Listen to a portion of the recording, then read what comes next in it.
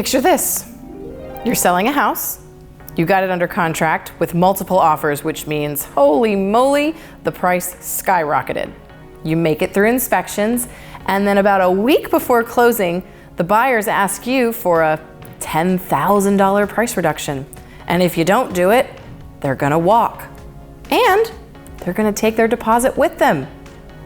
Sound kind of scary? Well, with an appraisal contingency, these super high offers you're seeing all over this market could just be fool's gold. Let's dive into those appraisal contingencies and what exactly they mean when it comes to offers on your home. I'm Lindsey Johnson, your resource for all things real estate. Let's get to it. Multiple offers are pretty much a given in this market. And how are you going to discern which ones are the best ones for you to accept?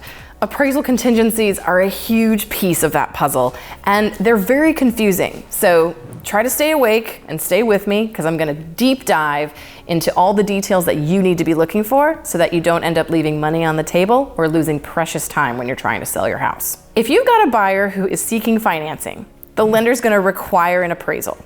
Basically, that means that they're going to send a third-party, non-biased appraiser out to the property to determine how much they think it's worth.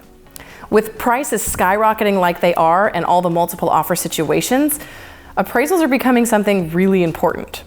If you see an appraisal contingency checked on an offer that you're reviewing, it does not matter how high the purchase price is going. They can escalate $30,000 over, but if they're relying on that appraisal contingency, just know that they don't have the cash necessarily to back up what they're wanting to offer.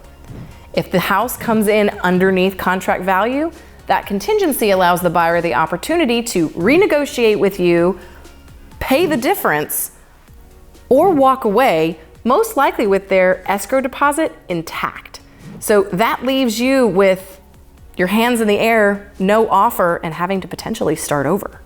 Now, the caveat to that is if a buyer is willing to put their money where their mouth is, almost quite literally.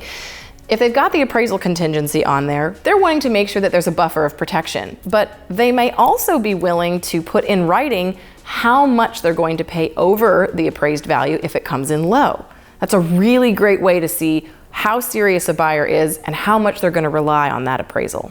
Hey, wake up, pay attention, look up here, because this is my golden nugget. When you're reviewing an offer, sometimes the appraisal contingency box is unchecked. Don't think you're in the clear. This has become a tactic that a lot of buyer's agents have been using to make their offer seem really attractive. But just because the box is not checked doesn't mean that an appraisal doesn't matter.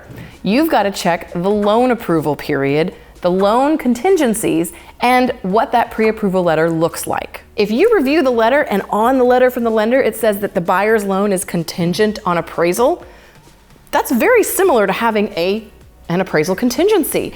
So make sure you're paying attention to all those details and get really clear with your buyers before you accept an offer, because the last thing you want is a week before closing having to give a massive price reduction on your house, or perhaps having to put it back up on the market and losing a ton of time. While this may not be, the most riveting of conversations, I would argue that it might be one of the most important. When you're selling your home, it can be overwhelming. You want to make sure that you're getting the best offer, and the best time to do that is in the beginning, not when you're a week from closing having to decide if you want to concede to get the deal done or start all over again. Make sure that you and your agent are crystal clear on the terms of the offers before you're accepting them. And in this market, you've got a lot of power because it's a seller's market. So don't hesitate to ask buyers to put their money where their mouth is and to put things in writing to make it as crystal clear as humanly possible. If you're still with me, congratulations. I hope you found some value in today's video and that it's going to help you sort through some really important points on what could be the biggest financial transaction of your life. It really matters. So if you found some value in this and if it helped you out, please be sure to like and subscribe. And if you're on the journey to selling your home, don't miss my video on why you need to hire a realtor to help you. I'm Lindsey Johnson, your resource for all things real estate. See you next time.